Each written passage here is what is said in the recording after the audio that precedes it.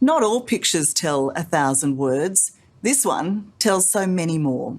We'll never exactly know, but it's also probably worth about $20 million.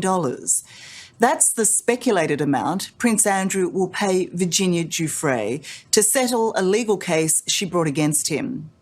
She says when she was 17, she was trafficked to the prince by the pedophile businessman Jeffrey Epstein, ably assisted by his sex offender partner, Ghislaine Maxwell. Despite the photograph, Andrew has always denied ever meeting, let alone having sex with Miss Giuffre. But he's been so discredited, these days it's difficult to believe anything the disgraced royal says. The downfall of a duke stripped of every military title given by his mother and no longer known as HRH, the Queen casts out her favourite son. It's the photograph that brought down a prince. From the investigations that we've done, you can't prove whether or not that photograph is faked or not. Prince Andrew happily posing with Virginia Giuffre, who was then just 17. This is a real photo. And that was the first time you met him? And that's the very first time I met him. And that's right before I was abused by him.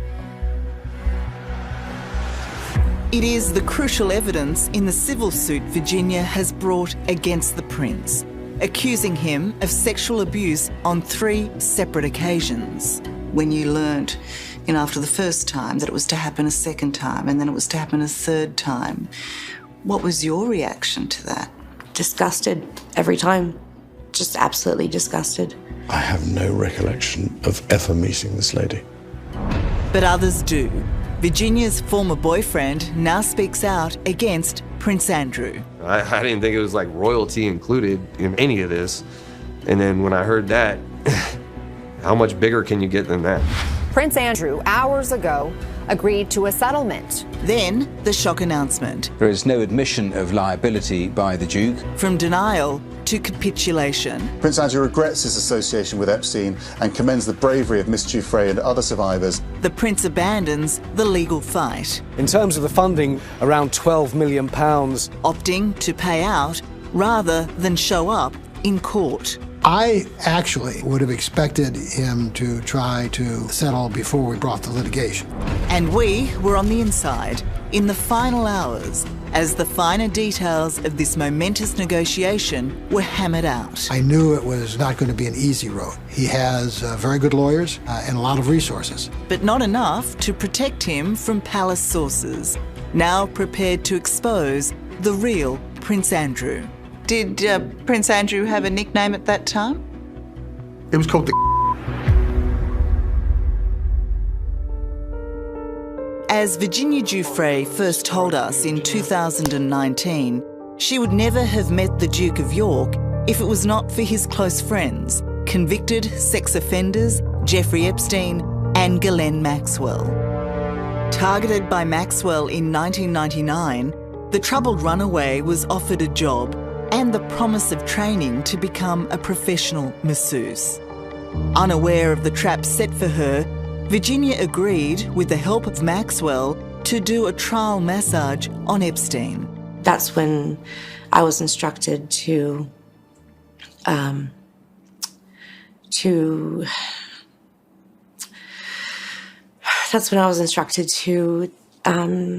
undressed and have sex with Jeffrey Epstein while Ghislaine Maxwell was participating as well.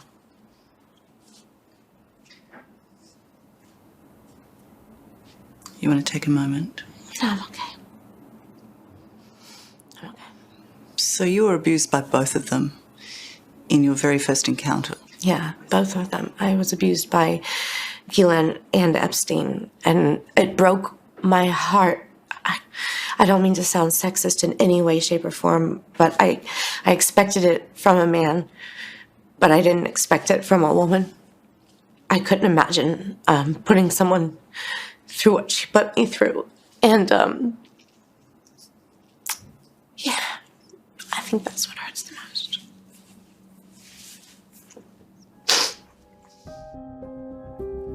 Happy New Year. Do you know Virginia? Can you at least say if she's been in your house?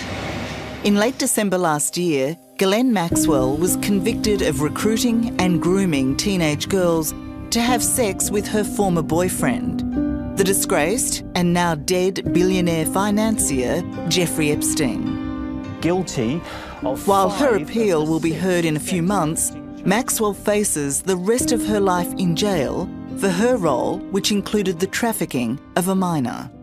When we started out, our goal was really to attack the evil of sex trafficking, to try to stop Epstein and Maxwell.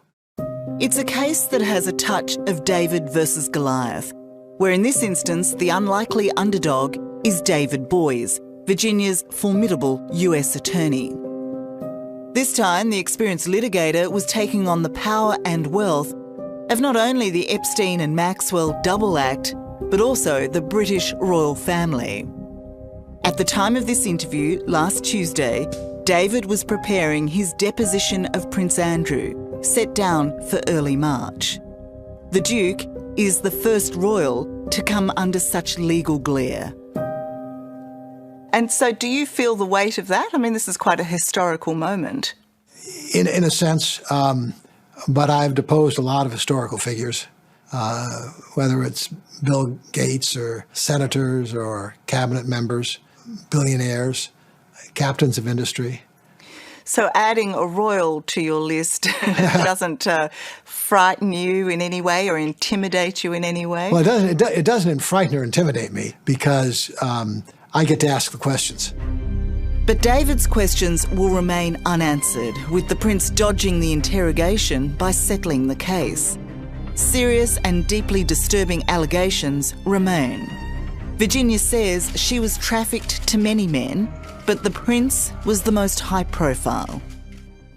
How did you learn that you were going to be trafficked to him?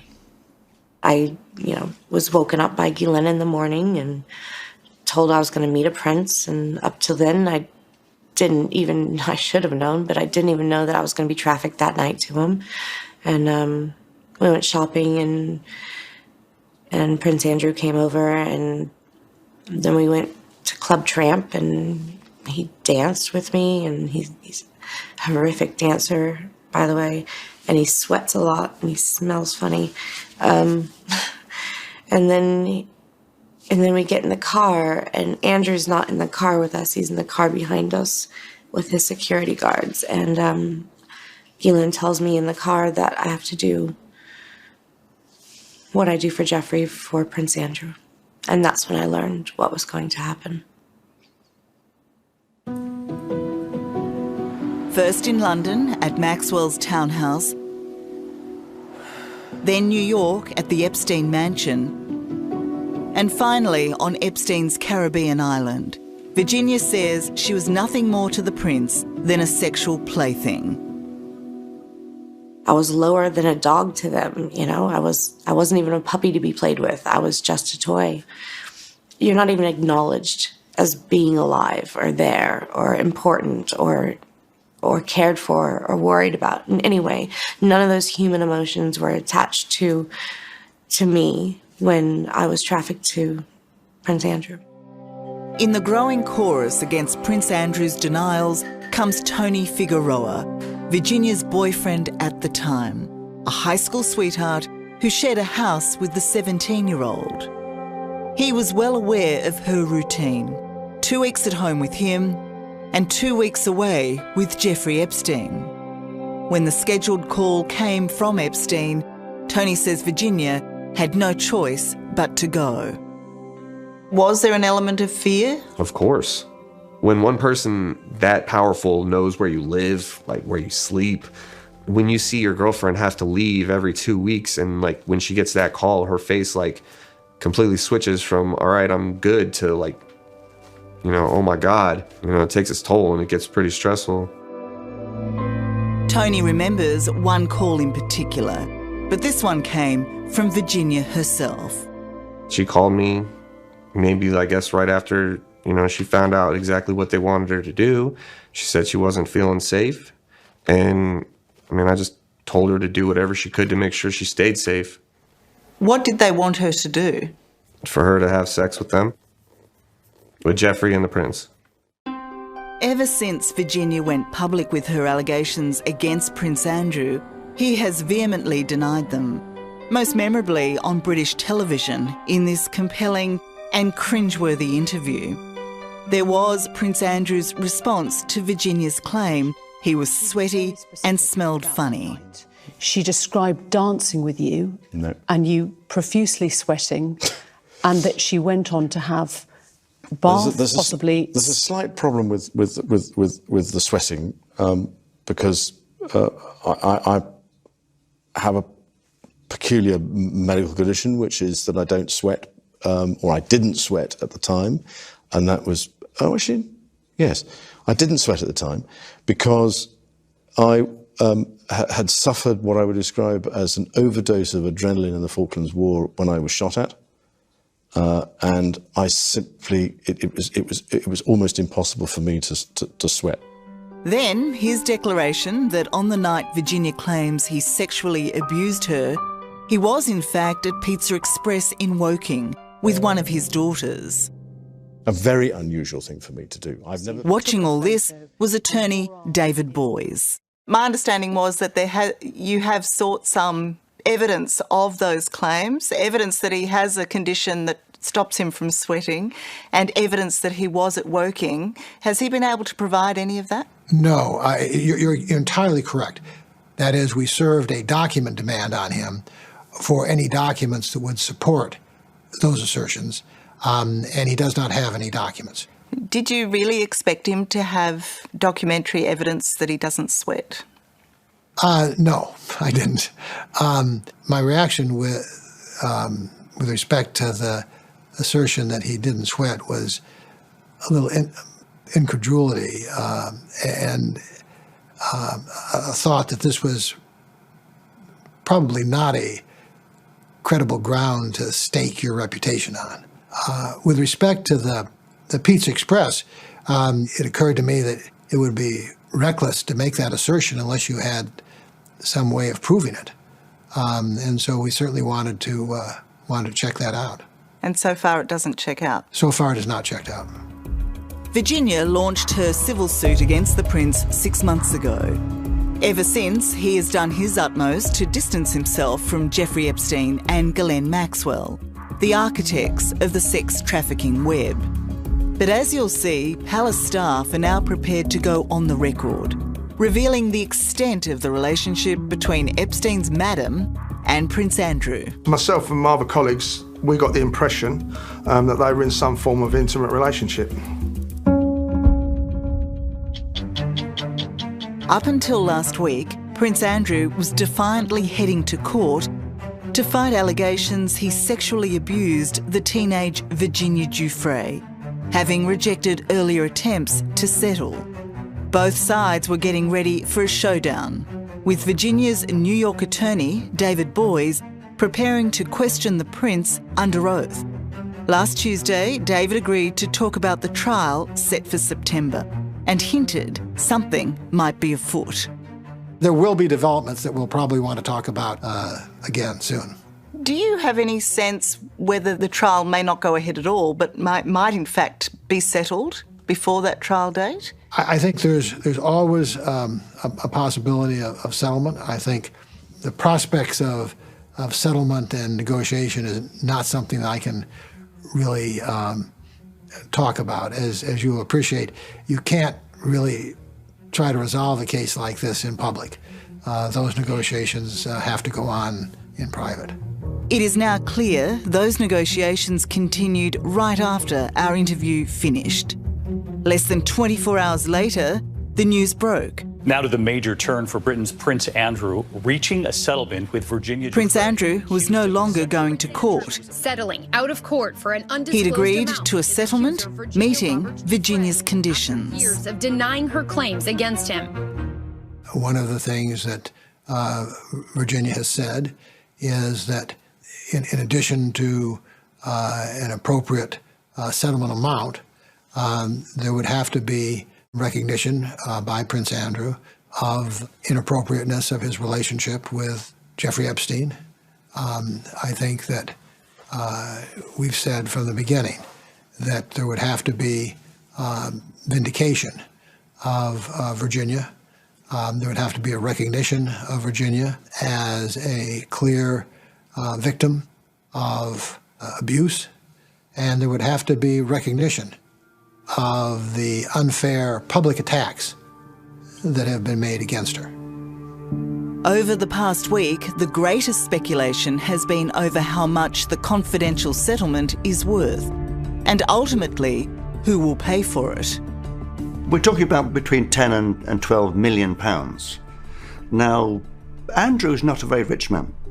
He has some rich friends who I think would blanch at lending him 12 million pounds, frankly.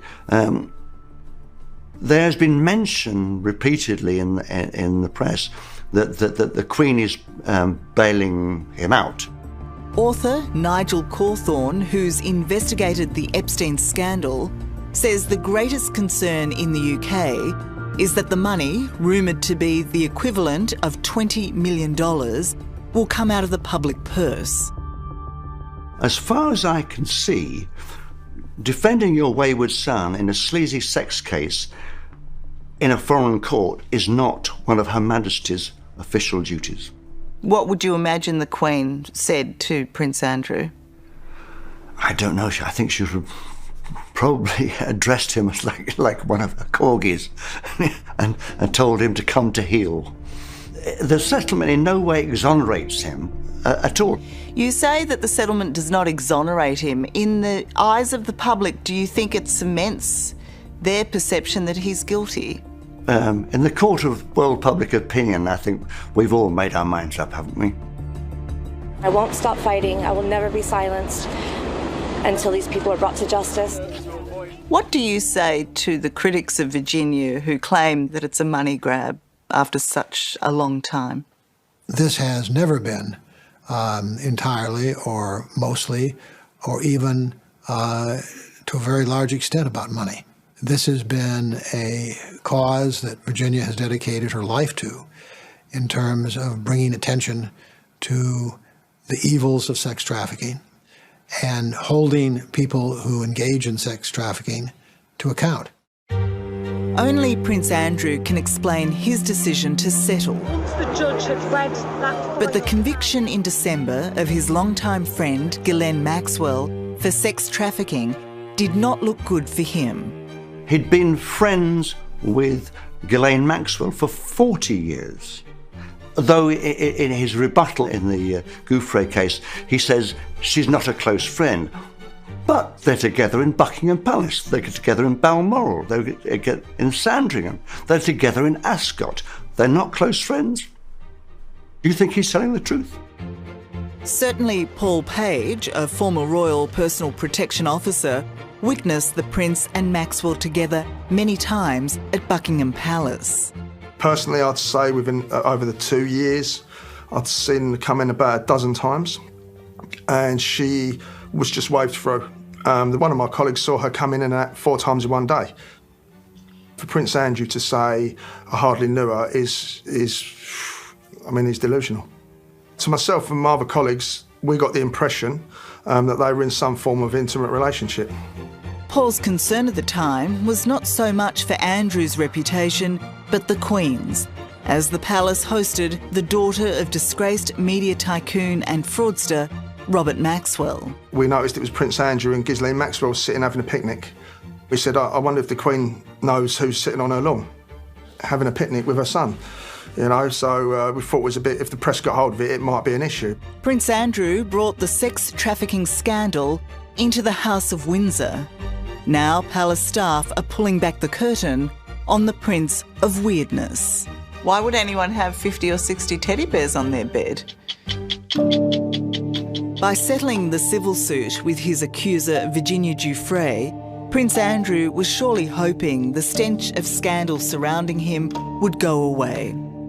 Instead, despite making no admissions, the public perception is he's evaded scrutiny and, yet again, some tough questions, according to author Nigel Cawthorne. But once he said, I never met her, I don't know who she is, and there's a picture of the three of them together, he'd just completely blown it. For Paul Page, who worked as part of palace security for 6 years, the legal stoush has allowed people to finally see the real Prince Andrew.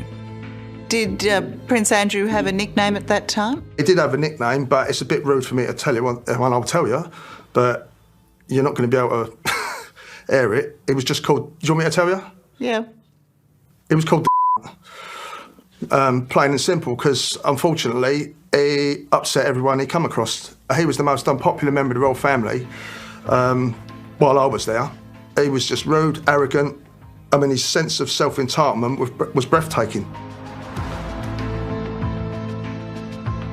Between 1998 and 2004, Paul says he witnessed appalling behaviour from a man who was used to always getting what he wanted.